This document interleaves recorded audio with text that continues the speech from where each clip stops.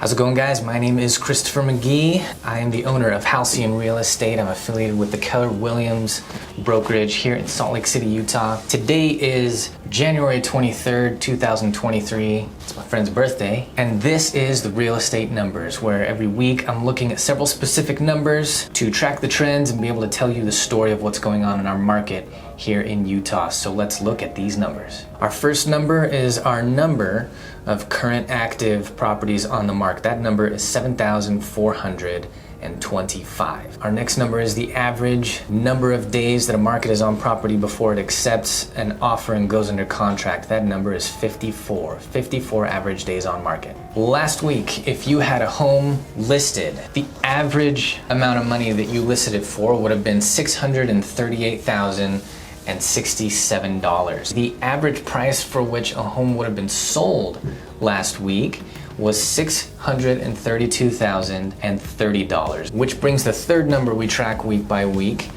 to $6,037. That is the difference between our average list price and our average sold price. Our number of properties sold last week was 308. That is our fourth number. Our fifth number is 4,441.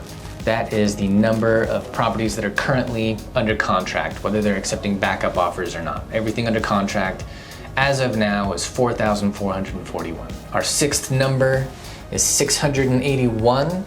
That is the number of times that a property that's on the market as of last week was that they dropped their price. The number of price reductions we had last week was 681. And finally, number 7 is 366. That is the number of listing contracts that were either canceled, expired, or withdrawn from the MLS as of last week. All right, what's my take on it all? My take on it all comes down to two main things. One, if you are a buyer, it's looking like the next 2 months before spring hits might be your best time to hit the market and buy what you want all year. I say that because, as I've been saying ever since Halloween, week by week we've dropped in inventory 200 to 300, and this last week was no exception. Week prior to this was 7,650 in inventory, and this week we're at 7,425, so just over 200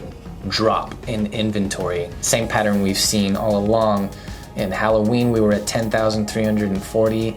Now we're at under 7,500. That inventory drop, the further it goes, the fewer things are on market, the fewer options you have to look at, and the more sellers realize that what they have is rare. Our number of sales has stayed relatively consistent, and the number of under contract properties that we have is relatively consistent. Interest rates are coming down, and the number of price reductions we have per week has been consistently coming down, and those things add up to rarity on the market. So as you have more competition come spring, and as interest rates continue to come down a bit, and if this inventory continues to come down, come spring it's gonna be harder to get what you want.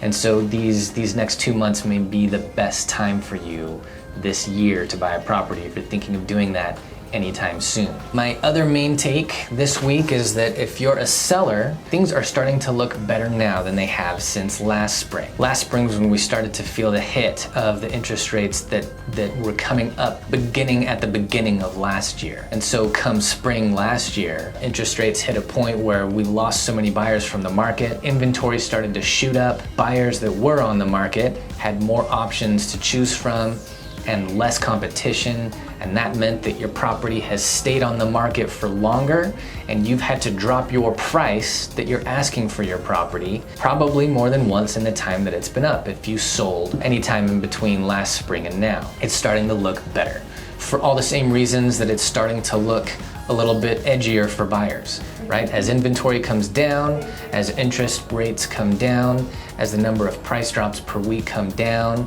number of sales are staying the same, and the number of properties under contract is roughly the same, and so all those make it look better for you as a seller in these coming months. I've got properties on the market right now that have not gotten a lot of attention until this new year hit, and suddenly they got a lot of attention and are getting offers. I've got properties right now that I had an open house for. It's been on the market for less than a week and we're looking at offers. So if you're a seller, it's looking a little bit better for you. And if you're buyers, next couple months is probably the best time.